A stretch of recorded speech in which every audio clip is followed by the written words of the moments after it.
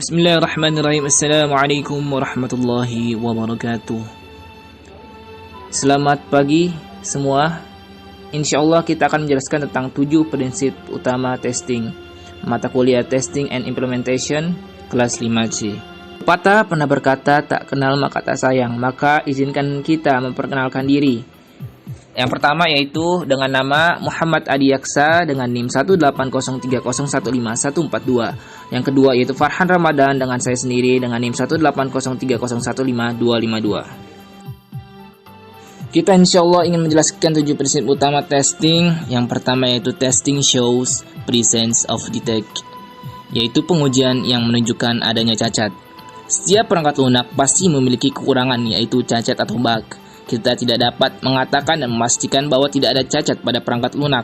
Maka dari itu, dengan menguji perangkat lunak dengan teknik dan metode yang berbeda, kita dapat menemukan cacat pada perangkat lunak.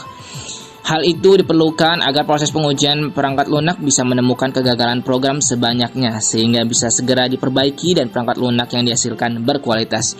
Jadi dengan adanya pengujian perangkat lunak saat sebelum fitur perangkat lunak tersebut dirilis ke publik, kita dapat mengurangi bug atau cacat dari perangkat lunak walaupun tidak 100%. For example, sebagai contoh yaitu kami telah melihat beberapa iklan untuk sabun, pasta gigi, sabun cuci tangan atau semprotan disinfektan, yaitu hand sanitizer di televisi ya. Pertimbangan iklan cuci tangan yang mengatakan di televisi bahwa 99% kuman dapat dibasmi jika pencuci tangan tersebut digunakan. Ini jelas membuktikan bahwa produk tersebut tidak 100% bebas kuman. Jadi dalam konsep pengujian kami dapat mengatakan bahwa tidak ada perangkat lunak yang bebas dari cacat. Yang kedua adalah exhaustive testing is impossible, yaitu mustahil melakukan pengujian secara menyeluruh. Melakukan pengujian atau testing perangkat lunak secara menyeluruh itu sangat tidak mungkin karena membutuhkan waktu yang panjang dan kurang efektif, sehingga akan berdampak pada waktu rilis program dan biaya dan tenaga yang diperlukan dalam proses pengembangan perangkat lunak tersebut. Kita bisa melakukan pengujian beberapa kombinasi dipertimbangkan berdasarkan prioritas menggunakan teknik yang berbeda. Jadi langkah yang diperlukan adalah melakukan pengujian pada fungsional utama dari perangkat lunak tersebut. Pengujian dilakukan untuk melihat respon aplikasi jika menerima inputan benar maupun inputan salah. Hasilnya harus sesuai dengan yang diperlukan. For example, sebagai contoh yaitu jika misalkan kita memiliki field input yang hanya menerima huruf, karakter khusus, dan angka dari 0 hingga 1000, bayangkan berapa banyak kombinasi yang akan muncul untuk pengujian. Tidak mungkin untuk menguji semua kombinasi untuk setiap jenis masukan. Upaya pengujian yang diperlukan untuk menguji akan sangat besar, dan itu juga akan mempengaruhi jadwal dan biaya proyek. Oleh karena itu, selalu dikatakan bahwa pengujian menyeluruh secara praktis tidak mungkin dilakukan. Yang ketiga yaitu early testing saves time and money, yaitu pengujian dilakukan lebih awal untuk menghemat waktu dan uang. Melakukan pengujian di awal proses pengembangan perangkat lunak sangat disarankan karena akan menekan biaya perbaikan atau menghemat pengeluaran. Selain itu, pengujian di awal proses pengembangan perangkat lunak untuk meningkatkan kinerja perangkat lunak itu agar semakin efektif dan efisien atau menghemat waktu. Yang keempat yaitu the fact cluster together, yaitu mengelompokkan cacat bersama. Dalam pengujian ini kita menggunakan prinsip Pareto dengan aturan 80-20, di mana 80% masalah yang ditemukan bersumber dari 20% modul yang ada pada perangkat lunak, sehingga kita mengharuskan untuk melakukan penekanan perangkat lunak sebanyak 20% dari modul tersebut. Jadi kita harus melakukan proses pengujian pada modul atau fungsional program kecil, karena berdasarkan prinsip Pareto di atas dalam modul kecil akan ada masalah yang besar atau banyak. Yang kelima, beware of the pesticide paradox, yaitu waspada paradoks pestisida. Prinsip paradok pestisida mengatakan bahwa jika serangkaian kasus uji coba yang sama dilakukan berulang kali selama periode waktu tertentu, rangkaian pengujian ini tidak cukup mampu untuk mengidentifikasi kerusakan baru dalam sistem. Jadi untuk mengatasi paradok pestisida ini, serangkaian kasus uji coba perlu ditinjau dan direvisi secara berkala, karena pengembang atau developer perangkat lunak sudah mengetahui atau belajar dari proses kesalahan sebelumnya. Jika diperlukan, satu set kasus uji coba baru dapat ditambahkan dan kasus uji coba yang ada dapat dihapus jika mereka tidak dapat menemukan cacat lagi dari sistem pengujian ini agar terhindar dari paradok pestisida. Yang keenam yaitu testing is context dependent, yaitu pengujian bergantung pada konteks. Proses pengujian perangkat lunak harus sesuai dengan konteks perangkat lunaknya. Dalam melakukan pengujian terhadap perangkat lunak perbankan, tentu tidak bisa menggunakan cara pengujian untuk perangkat lunak penjualan. Jadi proses pengujian perangkat lunak harus sesuai dengan konteks dari perangkat lunak itu sendiri. Domain yang berbeda diuji secara berbeda, sehingga pengujian hanya didasarkan pada konteks, domain atau aplikasi. For example, misalnya, pengujian aplikasi perbankan berbeda dengan pengujian aplikasi e-commerce atau periklanan apapun. Risiko yang terkait dengan setiap jenis aplikasi berbeda, sehingga tidak efektif menggunakan metode teknik dan jenis pengujian yang sama untuk menguji semua jenis aplikasi. Yang ketujuh yaitu absence of errors is fallacy, yaitu tidak ada bug merupakan kesalahan.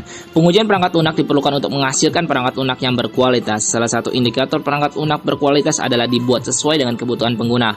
Oleh karena itu, jika dalam pengujian tidak ditemukan adanya bug atau cacat, maka itu perlu dicurigai apakah perangkat lunak tersebut sudah sesuai dengan kebutuhan bisnis pengguna.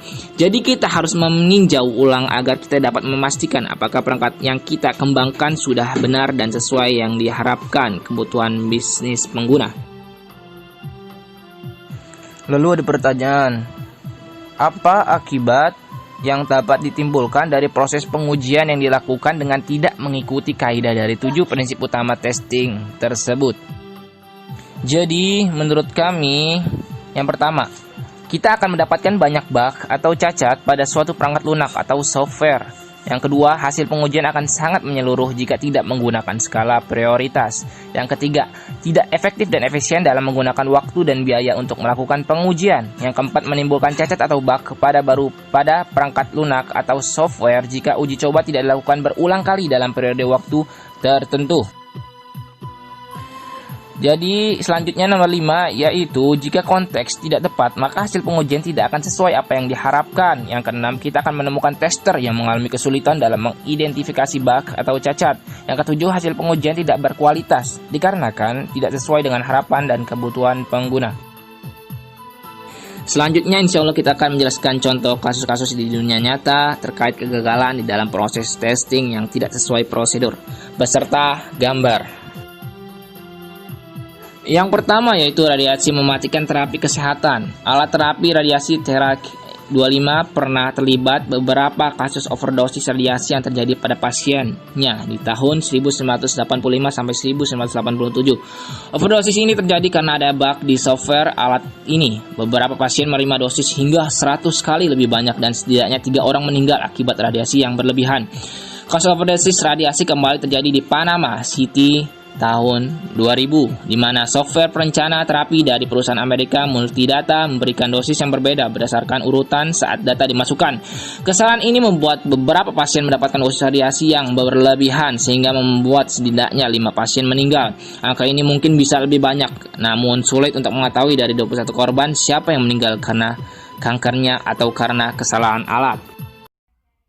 Yang kedua yaitu kesalahan peluncuran roket. Pada tahun 1996, sebuah roket European Ariane 5 disiapkan untuk mengirim beberapa satelit ke orbit bumi. Namun kesalahan pada software membuat roket sedikit berbelok dari jalurnya saat 37 detik setelah diluncurkan. Karena kesalahan yang terjadi, ia melakukan self-destructed, yaitu menghancurkan diri sendiri karena alasan keamanan.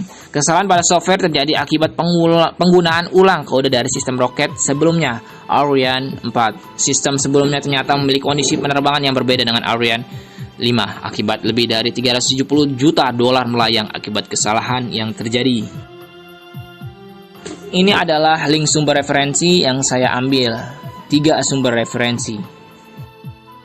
Ya, sekian dari kami, kurang lebihnya mohon maaf, kesalahan hanya milik kami dan kebenaran hanya milik Allah Subhanahu wa taala.